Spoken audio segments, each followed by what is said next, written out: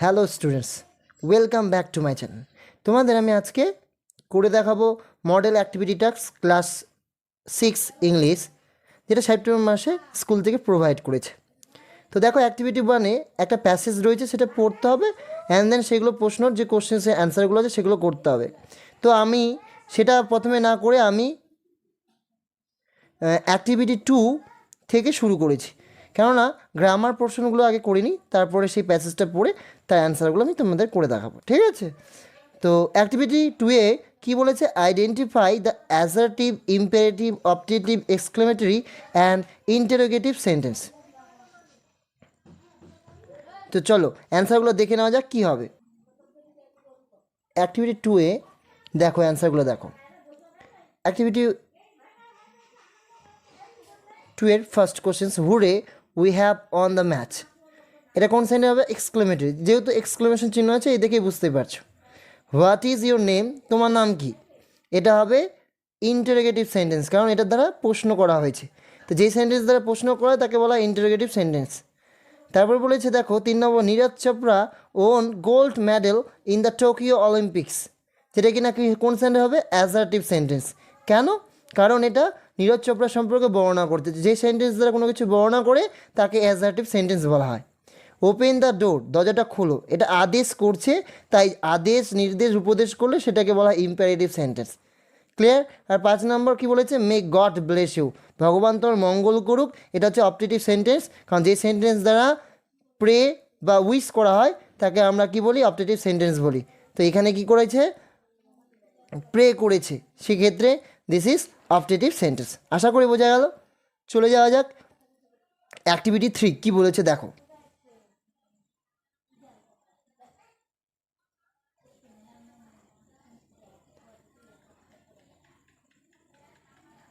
Activity 3-তে বলেছে add prefix to the words given below and make opposite. আমাদের prefix ব্যবহার করতে হবে, অর্থাৎ যে ওয়ার্ড আছে তার সামনে কিছু লেটার বসিয়ে আমরা যুক্ত করে সেই ওয়ার্ডটাকে কী করব? সেটার আমরা অপোজিট করব। রেসপেক্ট, এই রেসপেক্টের আগে ডি যুক্ত করে, ডিআইএস, ডিস যুক্ত করে ডিসরেসপেক্ট, রেসপেক্ট, ডিসরেসপেক্ট, যেটা কিনা অপোজিট হয়। রেসপেক্ট মানে সম্মান করা, ডিসরেসপেক্ট মানে অসম্মান। কমফোর্টেবল, এটা হবে আনকমফোর্টেবল, দেখতেই পাচ্ছ। ফরচুন, ভাগ্য, মিসফরচুন হবে। ম্যাচিওর, সেটা হবে ইম্যাচিওর। লিটারেট, ইনলিটারেট। দেখো অ্যাক্টিভিটি 4-এ বলেছে develop the following outline into a story, add suitable title and moral to your story. আমাদের এইগুলো কি আছে? আউটলাইন রয়েছে, যে কিনা সেটা আমাদের কী করতে হবে? একটা সুইটেবল টাইটেল, একটা টাইটেল দিতে হবে, আর তারপর সেখানে শেষের দিকে মোরাল দিতে হবে। দিস ইজ আ স্টোরি, এটা একটা একটু গল্প। কি বলেছে? Stag was drinking water, saw the image of his horns, admire them, dislike slender legs. আর কি বলেছে? Chased by a pack of wolves, horns caught in thick bush and lamented. এটাকে আমরা স্টোরিতে কনভার্ট করেছি, যেটা কিনা তোমাদেরকে আমি এখনই দেখাচ্ছি। দেখো দেখো স্টোরিটার নাম হবে দ্য ফুলিশ স্ট্যাক, বোকা। স্ট্যাক মানে কি? হরিণ, কিন্তু male deer. Once a stag was drinking water at a pool. একদা একটা হরিণ যে কিনা জল পান করছিল একটা জলাশয় থেকে। He saw his own reflection in its clear water. সে কী করছিল? নিজের প্রতিবিম্ব দেখতে পাচ্ছিল পরিষ্কার জলে। He admired his beautiful horns. কিন্তু বাহবা দিচ্ছিল তার সুন্দর সেই শিংগুলোর জন্য। But he did not like his lean thin legs, কিন্তু তার পছন্দ নেই কার? সেই তার দুর্বল, বলতে পারো পাতলা সেই পাগুলোকে তার কী হচ্ছে না? ডিড নট লাইক, পছন্দ করতো না।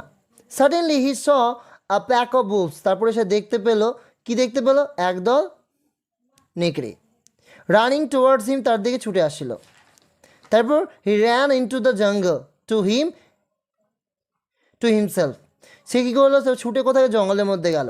His legs soon carried him far from the wolves. But এখানে কিন্তু তার লেগ, তার পাগুলোই কিন্তু তাকে সাহায্য করলো। কি সাহায্য করলো? অনেক দূরে যেতে, উলফসদের থেকে, অর্থাৎ সেই নেকড়েগুলো থেকে। But his horns were caught fast in a bush, কিন্তু একটা ঝোপের মধ্যে তার কিন্তু কি নজরে পড়লো? তার কিন্তু ওই শিংগুলোই কিন্তু ধরা পড়লো।